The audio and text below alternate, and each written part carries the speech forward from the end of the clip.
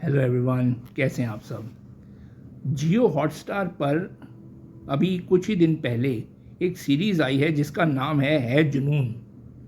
इस सीरीज़ में अगर मेन लीड में बात करूं तो हैं नील नितिन मुकेश, जैकलिन फर्नांडिस।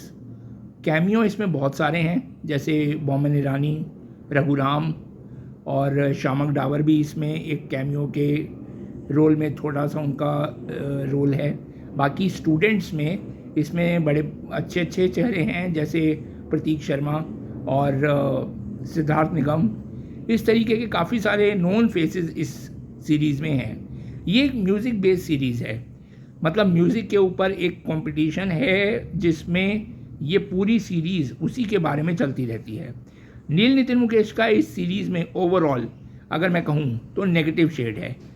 अगर मैं नेगेटिव ना कह के ग्रे शेड कहूँ तो वो भी गलत नहीं होगा, लेकिन ओवरऑल उनका जो एक रोल है वो नेगेटिव में ही आएगा, पॉजिटिव में नहीं आएगा। स्टूडेंट्स के रोल में काफ़ी सारे कलाकार हैं जिन्होंने अच्छा काम किया है।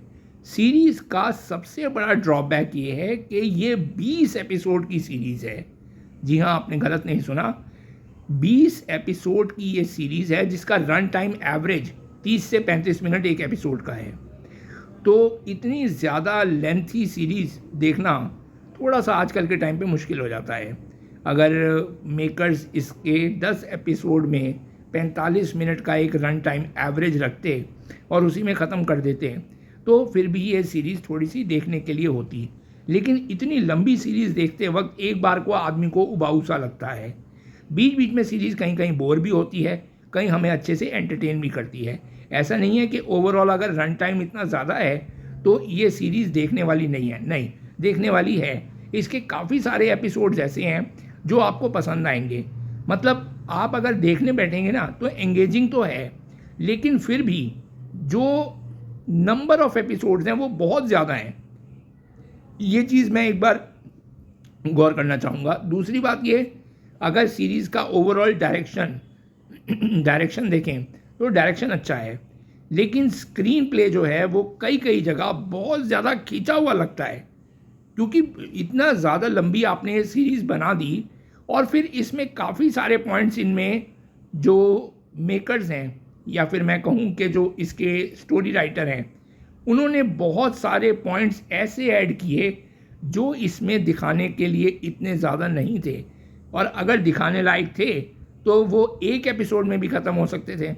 लेकिन उन्हें उन पॉइंट्स को खींच कर 3 एपिसोड 4 एपिसोड तक लाया गया, वो चीज़ थोड़ी सी उबाऊ लगती है। बाकी आप जब ये सीरीज़ देखेंगे तो आपको ऐसा नहीं है कि मज़ा नहीं आएगा, मज़ा आएगा। म्यूज़िक बेस्ड सीरीज़ अगर आप देखना चाहते हैं या पसंद करते हैं तो आपको ये सीरीज़ बहुत अच्छी लगेगी। लेकिन अगर आप थोड़ा सा भी म्यूज़िक लवर नहीं हैं तो फिर ये सीरीज़ आपके लिए नहीं है। सीरीज़ का नाम एक बार दोबारा दोहरा देता हूँ, सीरीज़ का नाम है जुनून।